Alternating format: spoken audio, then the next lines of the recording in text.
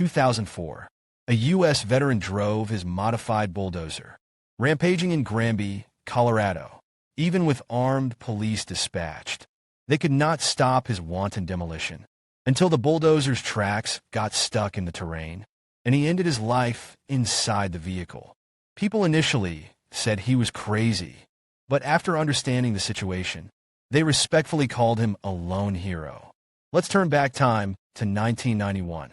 Because he was stationed in Colorado, after retirement, Marvin chose to settle in Granby. With welding skills learned in the military, he opened an auto repair shop. Business became increasingly prosperous, so he set his sights on a property. With a 3,000 square feet building, around 2 acres in size, for expansion, and bid $40,000 at the auction to acquire it. Just after signing the contract, a visitor approached Marvin provocatively. This guy came back there and introduced himself to me about the rudest, most arrogant person. I mean, this guy's just a fucking asshole. This person was named Cody Dochev. He was the owner of a concrete company. He previously competed with Marvin for real estate, but failed and came here angrily. Marvin, who had been a soldier and seen big scenes, naturally didn't take him seriously. But at that time, Marvin didn't know. The forces behind Cody were the local powerful faction, the Thompson family.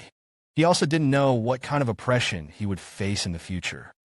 For example, shortly after moving in, the sewer committee led by the Thompson family required Marvin to spend $60,000 to $80,000 to build drainage pipes for the factory at a detour, or they would never allow the newspaper to do any commercial advertising for Marvin. Instead, they used words to smear his image in the small town. Countless malicious difficulties over 10 years. And the real trigger that made Marvin go berserk. In 1999, Cody united with the Thompson family to illegally build a concrete factory around Marvin's estate. It blocked the entrance of the auto repair shop. It cut off Marvin's income. But whether Marvin called on nearby residents to protest at the hearing for pollution and traffic congestion, or sued Cody in court, he could not stop the concrete factory's construction. The court not only dismissed his lawsuit, but even stirred up the drainage issue.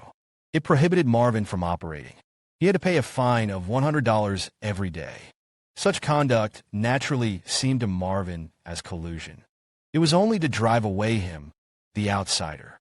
Thus, a good guy in the eyes of friends and relatives had his life ruined and ended up on a dead end. In 2003, Marvin drove the bulldozer he purchased indoors secretly armed. Steel plates and cement make composite armor cover the body, make it indestructible. Also installed several cameras with bulletproof shields to ensure visibility, and left 3 gun ports in the cockpit for rifles to counterattack. For more than a year, Marvin lived and ate here. Often watch Vin Diesel's A Man Apart for leisure. At the end of the movie, the protagonist is alone, yet in some way redeemed and purified the corrupt society. In fact, the money Marvin made from his previous business was enough for him to leave here for a stable life. But he resolutely sold and gave away everything. He said what he owns is trivial compared to what he will reclaim. The past 10 years of his life was constantly trampled by injustice. And now, he decided to no longer endure the dust from the concrete factory at the door and the sneers of power above. In his own way, to crush the injustice before him.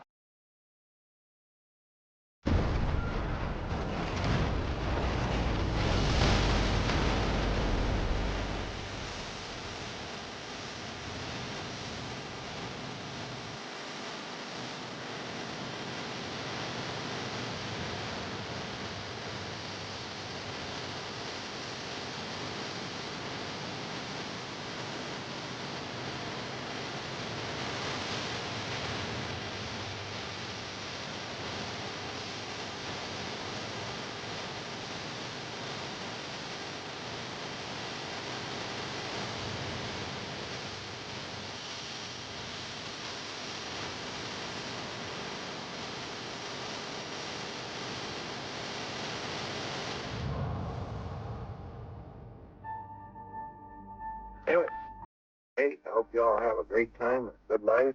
I've had a great life. We'll see you later.